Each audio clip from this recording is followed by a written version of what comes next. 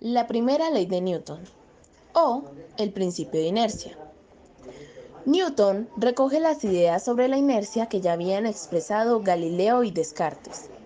Galileo y Descartes propusieron que los cuerpos tienden a mantener su estado de movimiento. Es lo que se suele conocer como inercia de los cuerpos. Para comprender mejor, hay que saber que lo que hace que los cuerpos acaben por detenerse es la presencia de una fuerza contraria al movimiento, también llamada fuerza de rozamiento. Entonces, Newton recoge las ideas sobre la inercia y las formaliza matemáticamente, dando nacimiento a la primera ley de Newton. El principio de inercia establece que un cuerpo no modifica su estado de reposo o de movimiento si no se aplica ninguna fuerza sobre él.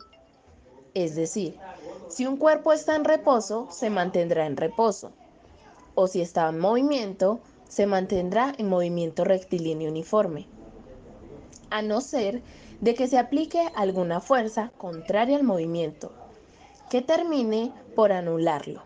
De esto se deduce que todos los cuerpos se ponen a cambiar su estado de reposo o de movimiento, y esta oposición recibe el nombre de inercia.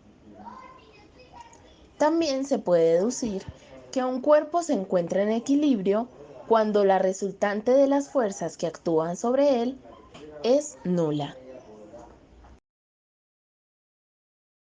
Y ahora vamos a ver la definición diferencial. Dicha definición es una manera un poco más sencilla para explicar lo que es el concepto de inercia. Para esto debemos tener en cuenta el concepto de la derivada. Una derivada puede definirse como una función que nos indica cómo varía o variaba una función. Podemos entender esto al decir que si el objeto en cuestión es ausente de fuerzas externas que lo perturben y cambien su estado, la velocidad en la que éste viaja permanece constante, es decir, su velocidad sigue igual a lo largo del tiempo. Y a lo que nos referimos con la derivada de la velocidad respecto al tiempo es que esta es igual a cero. Eso quiere decir que no existe una variación o cambio dentro de la velocidad que está en torno a sí misma. Así que podríamos decir en pocas palabras que si la fuerza es igual a cero, entonces la derivada de la velocidad sobre la derivada del tiempo a su vez también sería cero. Por último, pero no menos importante, vamos a darles algunos ejemplos de la primera ley de Newton.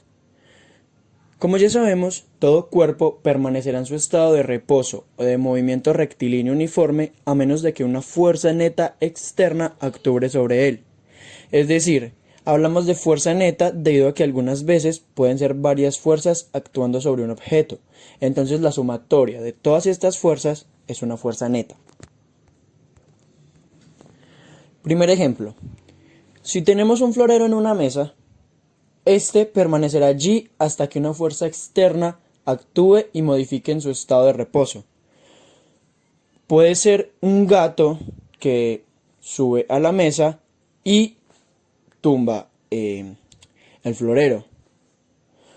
O también puede ser que una persona toma el florero y lo mueve de sitio. Ya está alterando su estado de reposo.